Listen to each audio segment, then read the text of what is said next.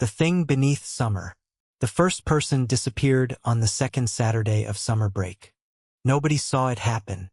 That was the part the town remembered afterward. There were dozens of people on the beach that morning. Families under umbrellas. Teenagers playing volleyball. Little kids building castles near the water. Parents sitting in folding chairs and complaining about the heat. And somewhere between the parking lot and the ocean, a 16-year-old boy named Tyler Mason stepped onto the sand and was gone. His mother was talking to him when it happened. 1 second, Tyler was there. The next, the sand beneath his feet collapsed inward with a soft, wet sound. He dropped to his knees. His mother laughed at first. She thought he had fallen. Then Tyler screamed. Not loudly. Not the way someone screams when they're frightened. It was a short, strangled sound, like something had grabbed him around the waist and squeezed the air from his lungs. His mother lunged forward. Tyler's fingers clawed at the sand. She grabbed his wrist. For 3 seconds she held him. Then something underneath the beach pulled. Hard. Tyler's mother fell forward. People began screaming. She refused to let go. And then Tyler's fingers slipped through hers. The sand closed over him. Not like a hole. Like water. Smooth. Level. Almost untouched. By the time the lifeguards arrived, there was nothing to find. No tunnel. No footprints. No blood. Nothing. Just a single sneaker lying on the beach. The town called it an accident. Then another person disappeared. Then another. By the time July ended, everyone knew the truth. The beach was hungry. Chapter 1. The first thing Noah noticed was that the sand was moving. Not much. Just enough. He was lying on his stomach at the top of the playground slide, staring down at the beach. Below him, the plastic equipment formed a strange little island in the middle of the sand. 2 slides. 3 swings. A climbing wall. A set of monkey bars. Plastic tunnel. A small wooden platform with a roof. Normally, it was where kids came to play while their parents sat nearby. Today, it was a fortress. Noah stared at the sand beyond it. Guys. Nobody answered. Guys. Mia looked over. What? The sand. She rolled her eyes. What about it? It's moving. Mia sighed. You've been saying that for 20 minutes. I'm serious. So am I. She pointed toward the parking lot. We're supposed to get to the pavement. Noah looked. The pavement was maybe 40 yards away. 40 yards. It should have been nothing. They could have walked it in less than a minute. Except the sand between them and the parking lot was empty. Completely empty. There were no beach towels. No umbrellas. No people. No footprints. And most importantly, no one was walking on it. The beach had been packed 2 hours ago. Now everyone was gone. Noah swallowed. Where did everybody go? Mia didn't answer. Behind them, Caleb was crying. He was only 11. He had been trying not to cry since they climbed onto the playground. Now he wasn't trying anymore.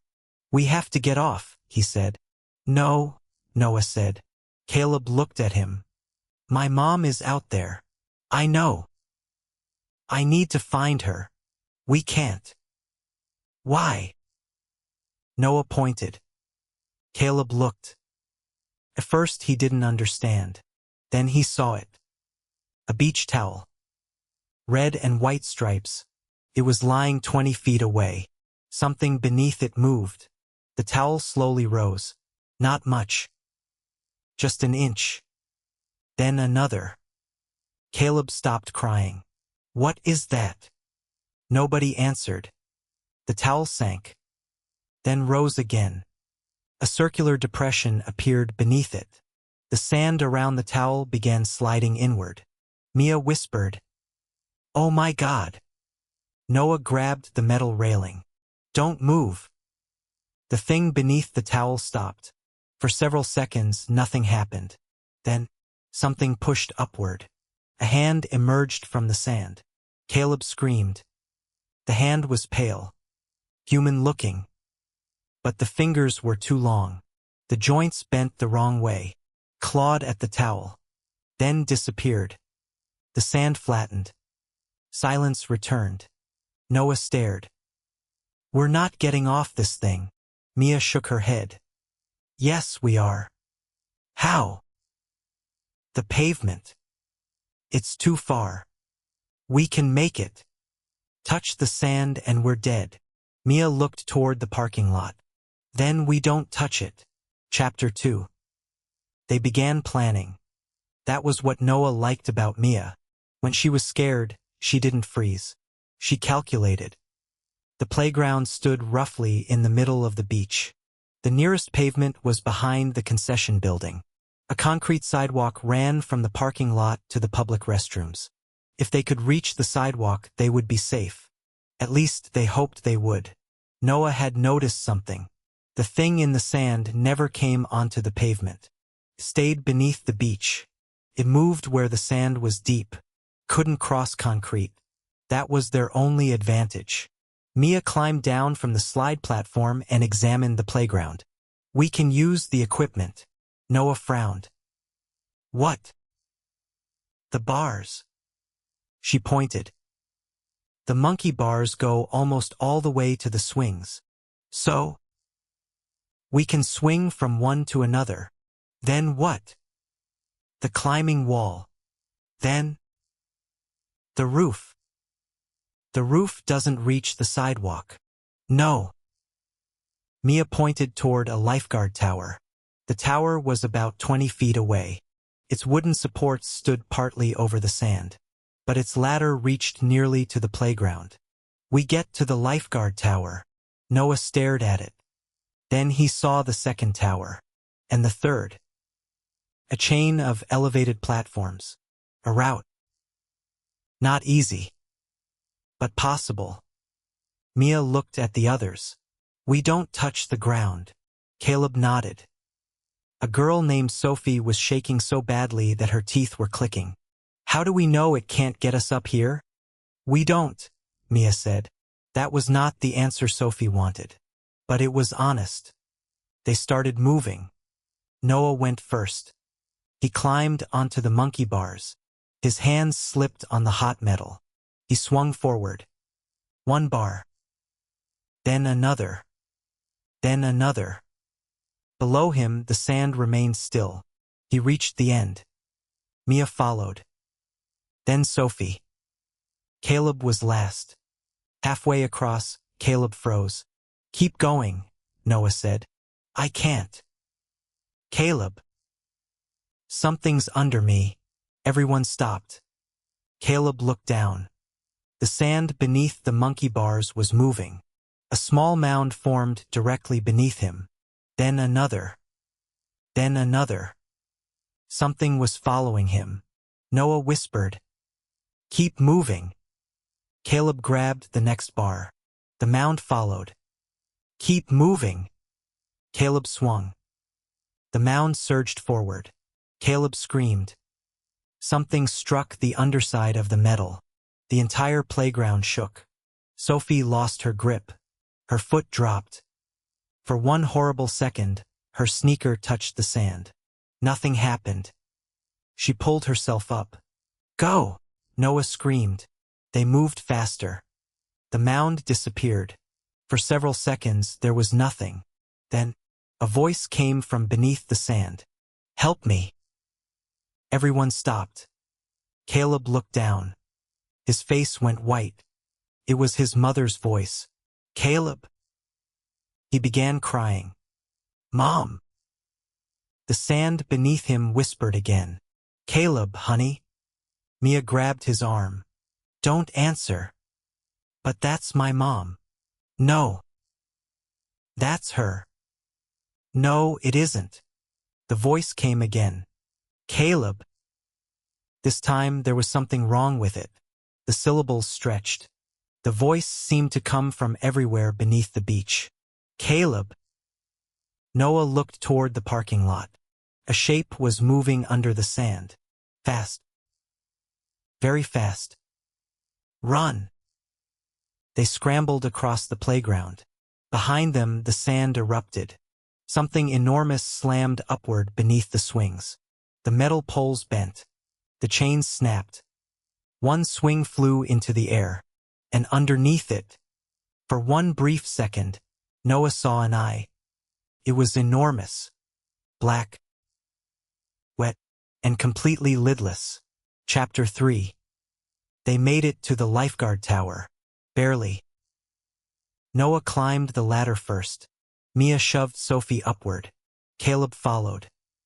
The thing beneath the sand chased them the entire way. The beach looked alive. Sand rippled in long waves. Umbrellas collapsed. Beach chairs disappeared. Coolers sank. Anything touching the ground was dragged beneath it. The lifeguard tower shook as they climbed. Noah reached the top. He pulled himself onto the wooden platform. Mia came next. Then Sophie. Then Caleb. They collapsed together. Nobody spoke. The beach below them was silent. The sand had stopped moving. Noah looked toward the ocean.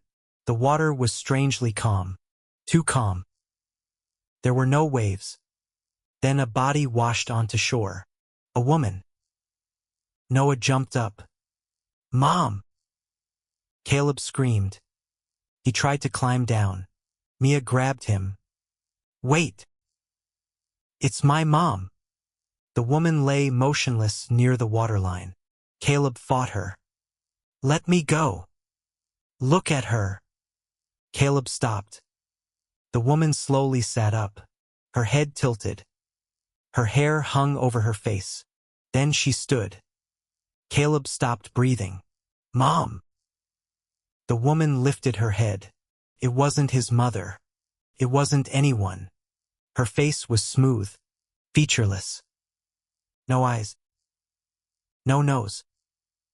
No mouth. Just pale skin. She took one step onto the sand. The sand beneath her feet opened. She fell straight through. Gone. Sophie whispered. What is that? Noah stared at the ocean. I don't think the beach is where it lives. Mia looked at him. What? Noah pointed. The water. Something enormous was moving beneath it. A shadow passed under the surface.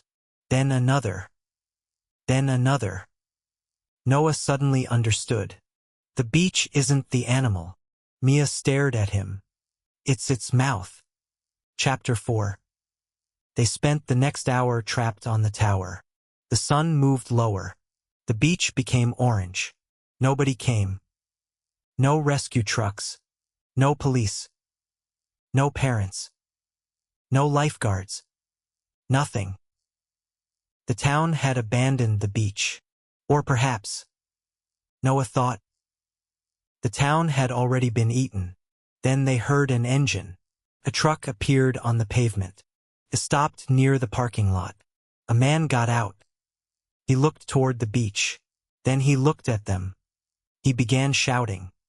Stay where you are. Noah almost laughed. We weren't planning on going anywhere. The man ran toward the playground. Then stopped. His boots touched the sand. The man froze. Noah screamed. Get back! The man looked down. A tiny circle appeared around his foot. Then another. His boot sank. He tried to pull away. The sand grabbed him. He fell backward.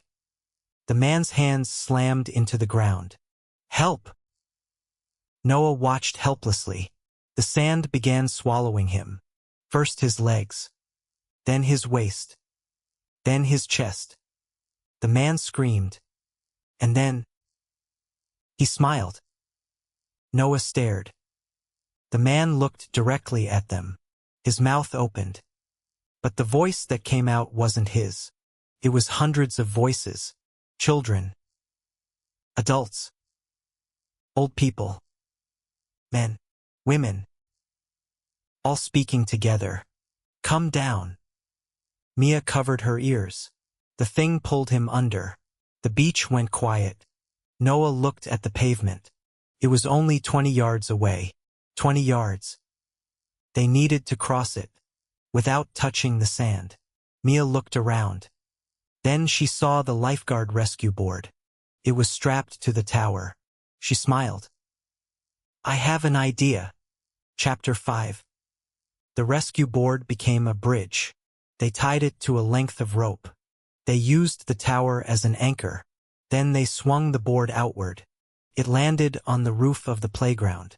They climbed across. From there, they reached the top of the concession building. Then the picnic shelter. Then the wooden fence. Every step brought them closer. The pavement was less than 10 yards away. They could see the painted parking lines. They could see cars. They could see safety. Mia went first. Noah followed. Sophie came next. Caleb was last. They were almost there. Almost. Then the fence broke. The board beneath Sophie snapped. She fell. Her hands caught the edge. Her feet dangled above the sand. Mia! Mia grabbed her. Noah grabbed Mia. Caleb grabbed Noah. For several seconds they held. Then the sand moved. A ripple traveled beneath them. Sophie looked down. Something was waiting. She began crying. Don't let me go. We won't. I can feel it. What? Something is touching my foot. Noah looked. A pale finger had wrapped around her ankle. He kicked it. It disappeared. Then another finger appeared. Then another. Then dozens. Sophie screamed. Mia pulled. Noah pulled. The sand erupted. A black mouth opened beneath Sophie. Not a mouth like an animal. A circular opening filled with hundreds of tiny teeth. Sophie slipped. Noah caught her wrist. For 1 second he held her. Then her other hand slipped. She looked at him. Don't let me go. I won't. The thing pulled. Noah screamed. Mia screamed. Sophie screamed. Noah's grip broke. Sophie fell. She disappeared into the sand. But her hand remained above the surface. Noah reached. He grabbed it. For a moment he thought he had her. Then something below pulled again. Sophie vanished. Her fingers slipped from his. The beach became still. Noah stared. His hand trembled. Mia pulled him toward the pavement. We have to go. He didn't move. Noah. He looked at her. And behind Mia, Caleb was standing on the pavement. Safe. Noah stepped forward. His foot touched concrete. He was safe. Mia followed. Then she collapsed. Noah looked back. The beach was empty. Completely empty. But beneath the sand, something was moving toward them. A long ridge traveled beneath the surface. It stopped at the edge of the pavement. The sand bulged. Something pushed upward.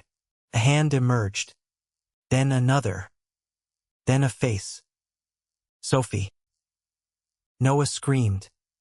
She was buried up to her neck. Her eyes were wide. Her mouth moved. Help me. Mia stared. Noah took a step forward. Caleb grabbed him. No. She's alive. No. She's right there. Noah. Sophie smiled. Her mouth opened. Too wide. Something moved inside her throat. Her jaw split. The sound that came out wasn't human. It was the ocean. A deep, enormous roar. The beach erupted. Sand shot into the air. The playground disappeared. The lifeguard tower vanished. The concession stand collapsed. The entire beach seemed to sink. And beneath it, something enormous woke. The ocean pulled backward. Hundreds of feet of water vanished toward the horizon. For the first time, Noah saw what had been hiding beneath the waves.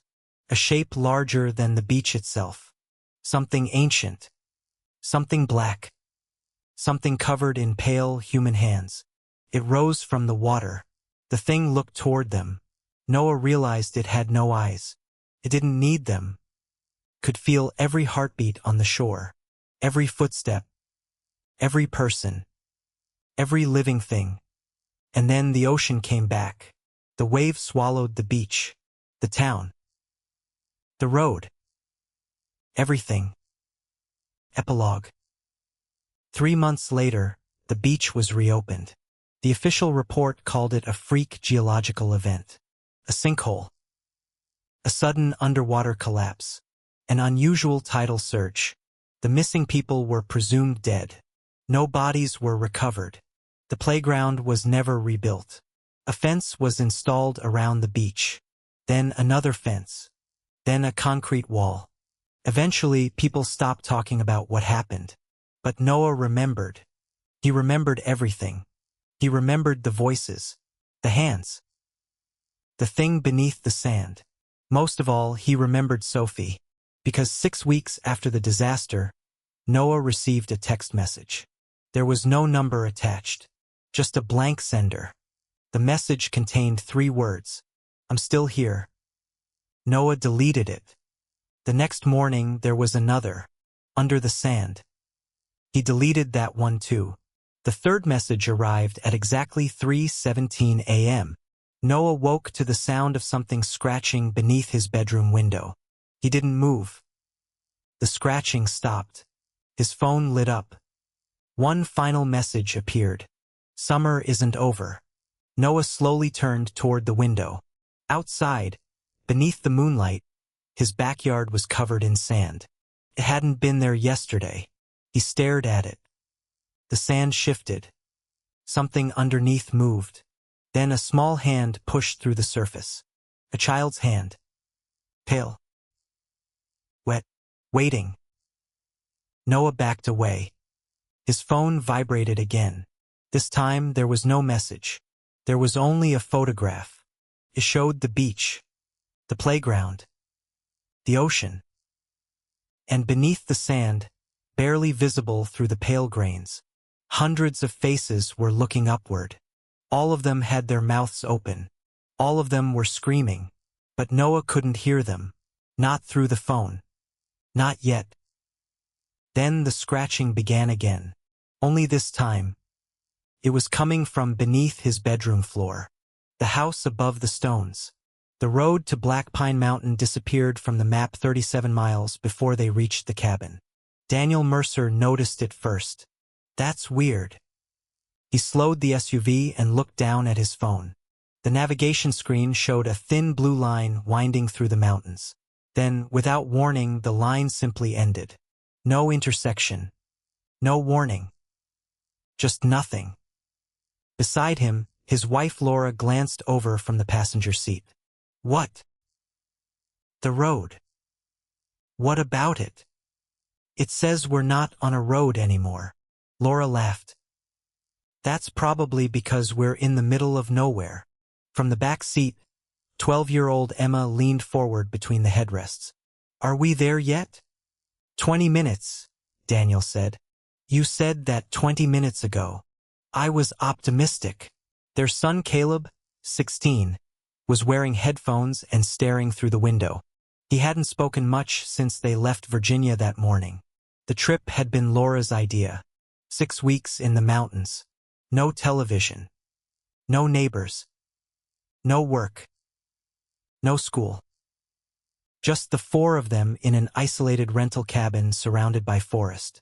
Daniel had resisted at first. Then he saw the photographs. The cabin looked perfect. A huge stone fireplace. A wraparound porch. Tall pine trees stretching endlessly toward blue mountains. A lake less than a mile away. And the price was strangely low. The listing called it the Willow House, Private Mountain Retreat. 6 bedrooms. 2 bathrooms. Generator. Well water. Wood stove. Private hiking trails. No nearby properties.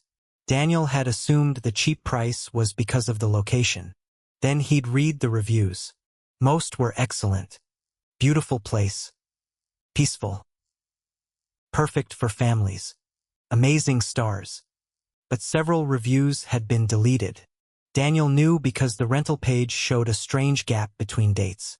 June 14th. Then nothing until August. July had been missing entirely. When he asked the owner about it, the response was simple. Previous guests violated the property rules. Daniel hadn't asked what that meant. Now, as the SUV climbed higher, he wished he had. The road narrowed. Trees crowded both sides. The mountains rose around them until the sky became little more than a blue strip between black-green branches. Caleb removed one headphone. Dad. Yeah. Why are there no birds? Daniel looked at him in the rearview mirror. What? Birds. Caleb gestured toward the trees. You hear anything?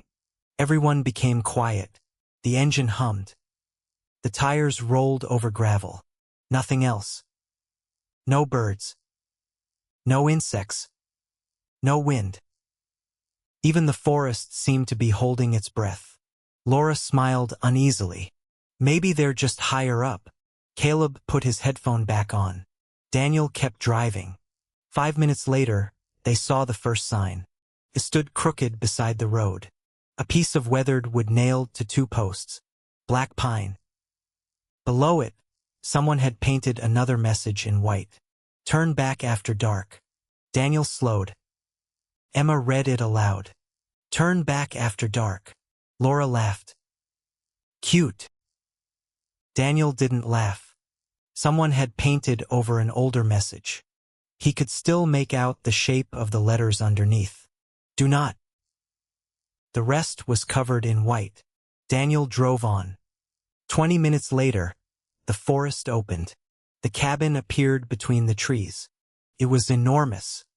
Much larger than the photographs suggested. 2 stories of dark timber and gray stone, with steep roofs and a porch wrapping around the front. It looked less like a vacation rental and more like something that had been standing there for generations. A stone chimney rose from the roof. Smoke stains darkened the masonry. The front door was black, and above it, carved into the wood, was a symbol, a circle.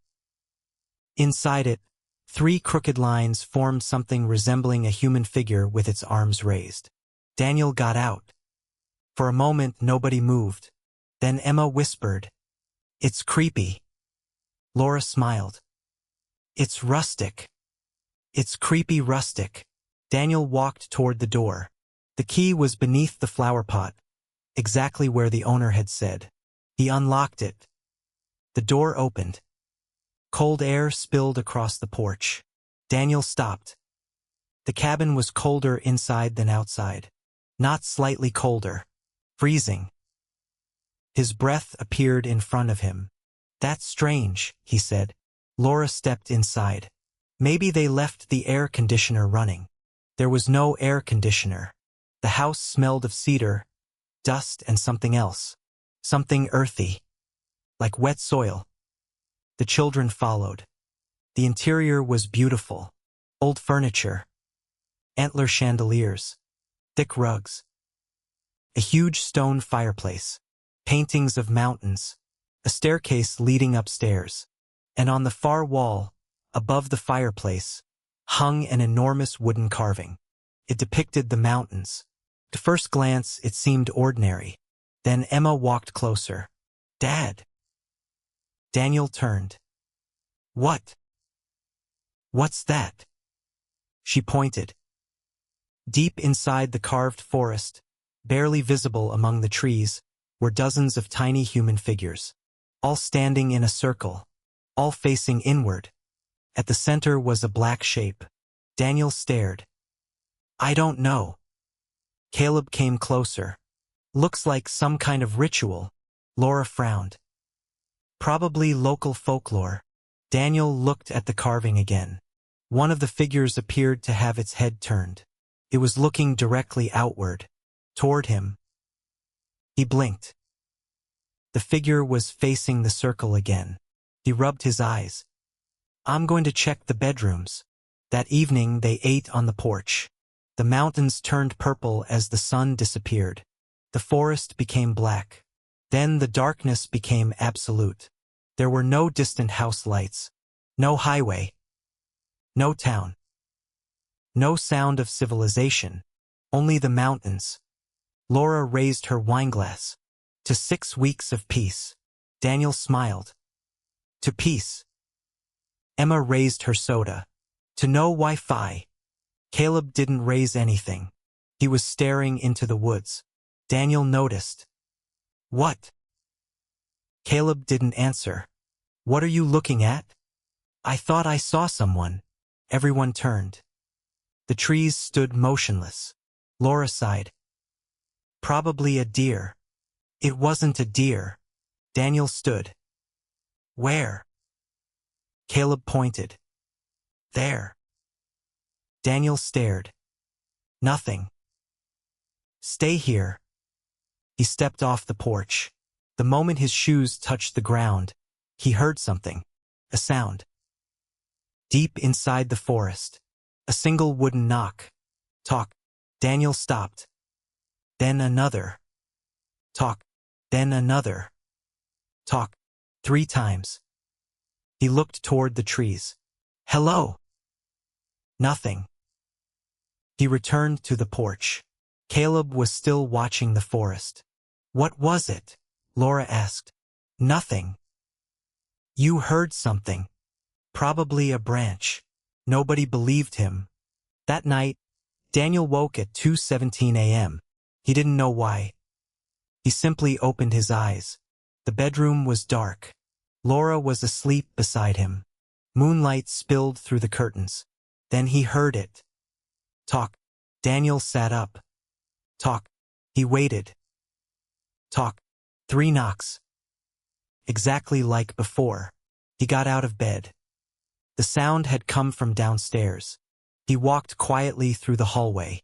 The cabin was completely dark. Then he noticed something. The front door was open. Cold mountain air moved through the house. Daniel stared. He distinctly remembered locking it. He walked downstairs. The door stood wide open. Beyond it was the porch. Beyond that, the forest. Something had been carved into the floor directly in front of the doorway. A circle. Inside it were 3 lines. The same symbol above the door. Daniel crouched. He touched it. The wood was wet. Not with water. With something dark. He stood immediately. Then he heard breathing. Behind him. Slow. Wet. Human. Daniel froze. He turned. Nothing. The living room was empty. Then, from upstairs, came a child's voice. Dad. Daniel's heart stopped. It was Emma. He ran up the stairs. Emma? Her bedroom door was open. She was sitting upright in bed. Her eyes were closed. Emma? She didn't move. Daniel approached. Sweetheart. Her eyes opened. She looked at him. Why were you outside? Daniel frowned. I wasn't. Yes, you were. When? She pointed toward the window. Before. Daniel looked.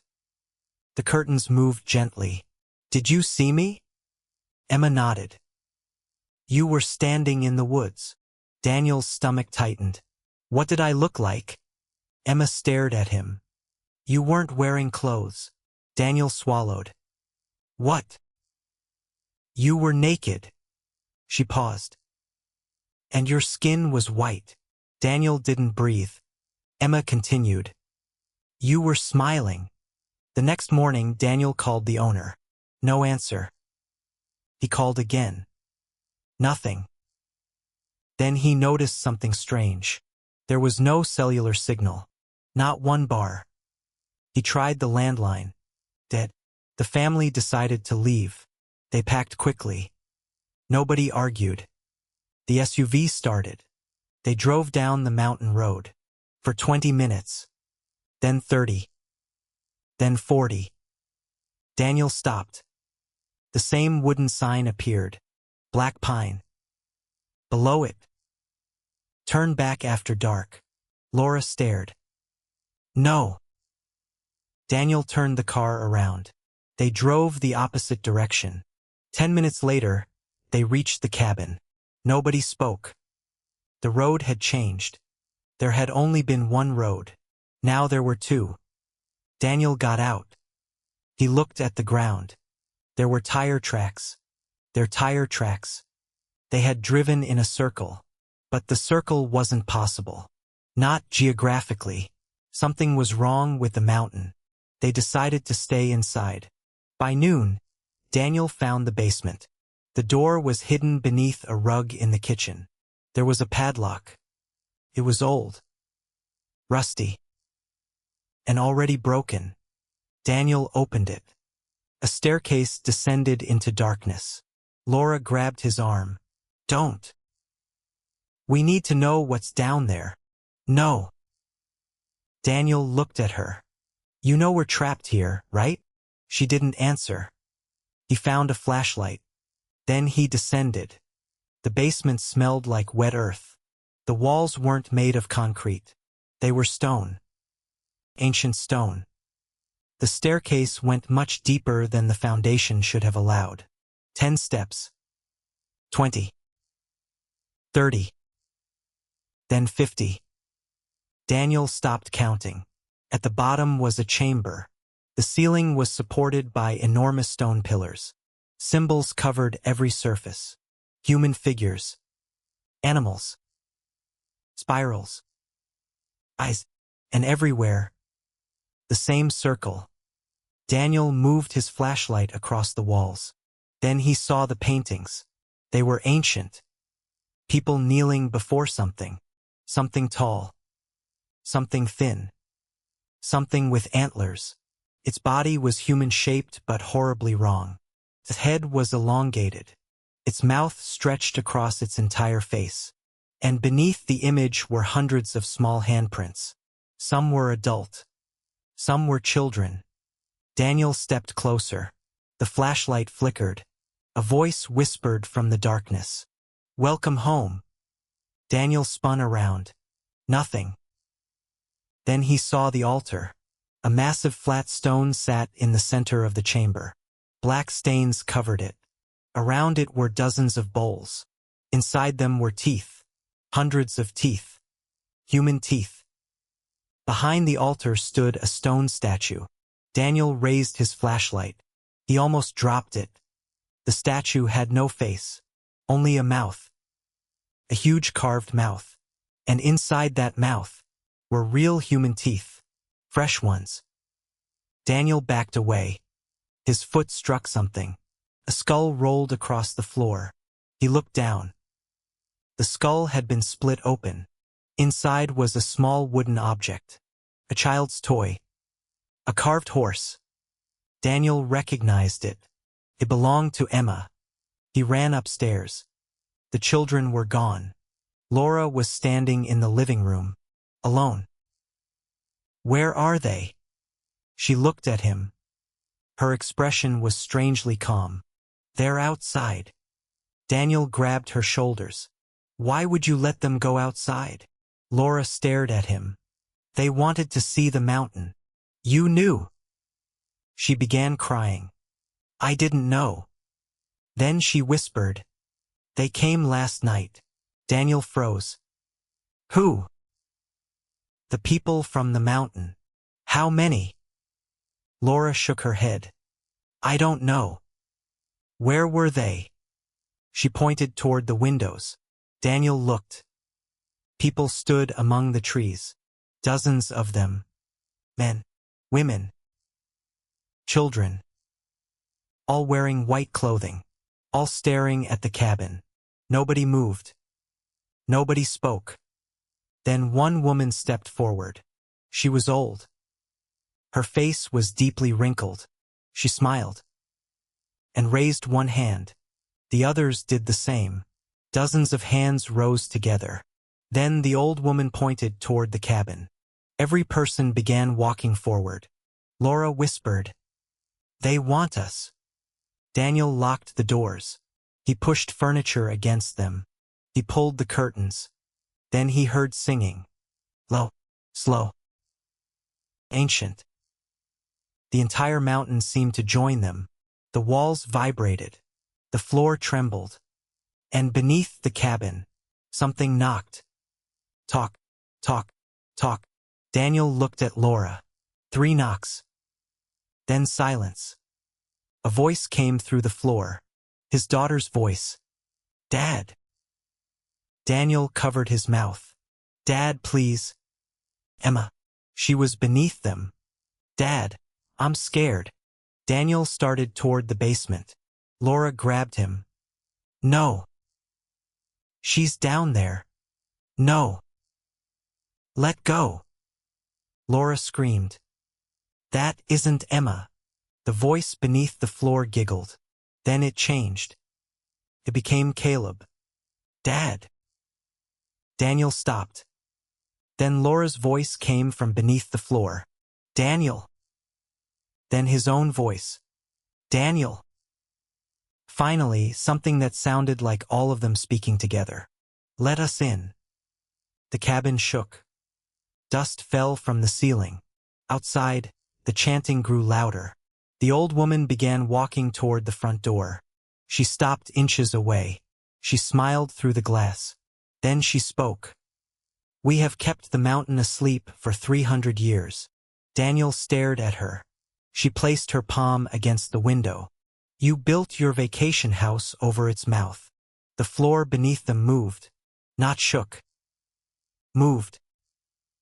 Like something underneath it had breathed. Daniel looked down. The wooden boards rose, then fell. Rise, fall, rise, fall. The cabin was breathing. Laura whispered, Oh God. The old woman smiled. Not God. The floor split open. A black crack appeared across the living room. From beneath it came a smell of rot. Then something pushed through. A finger. Long. Gray. Jointed in too many places. Curled around the floorboards. Then another appeared. The old woman outside began laughing. The cult members dropped to their knees. The chanting stopped. The entire mountain became silent. Then the thing beneath the cabin spoke. Not loudly. It didn't need to. Its voice was inside their heads. I have been hungry. The lights went out. Daniel grabbed Laura. They ran upstairs. The hallway seemed longer than before. Doors appeared where there had been walls. The cabin was changing. They ran past rooms they had never seen. One door stood open. Inside was the basement. Another door opened onto the forest. Another revealed the kitchen. Another showed a stone chamber. Then Daniel heard footsteps. Behind them. Slow. Wet. He turned. Something stood at the end of the hallway. Tall. Too tall. Its head nearly touched the ceiling. Antlers scraped the plaster. Its body was covered in pale, stretched skin. Its face was nothing but a mouth. And inside that mouth were hundreds of human teeth. Daniel pulled Laura into a bedroom. They slammed the door. The creature stopped outside. Silence. Then, talk. A knock. Daniel looked at Laura. Another. Talk. Then a third. Talk. The door opened by itself. But the hallway was empty. Daniel stepped forward. The creature was gone. Then they heard screaming outside. Their children. Daniel ran to the window. Below them, in the clearing, Emma and Caleb stood among the cult members. They were alive. But they were holding hands. The children looked toward the cabin. Emma smiled. Daniel nearly collapsed. She raised one finger to her lips. Then she mouthed, Don't come down. The cult parted. Something walked between them. The creature. It moved slowly toward the children. Daniel screamed, Run! Emma didn't move. Neither did Caleb. The old woman stepped beside them. She looked up at Daniel. Then she pointed toward the mountain. A crack had appeared in the earth. It stretched from the cabin into the forest.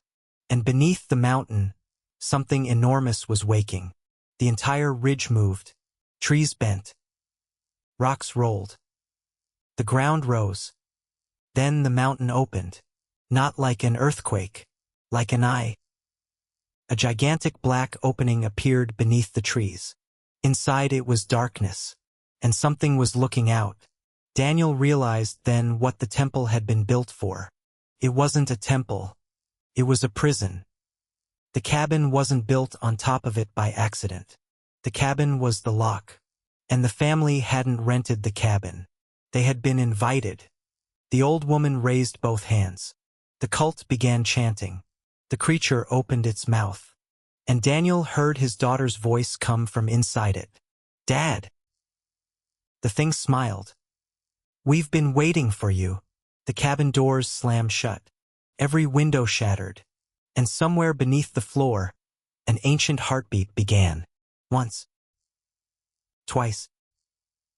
3 times. Then thousands of voices whispered together from beneath the mountain. "Summer has begun.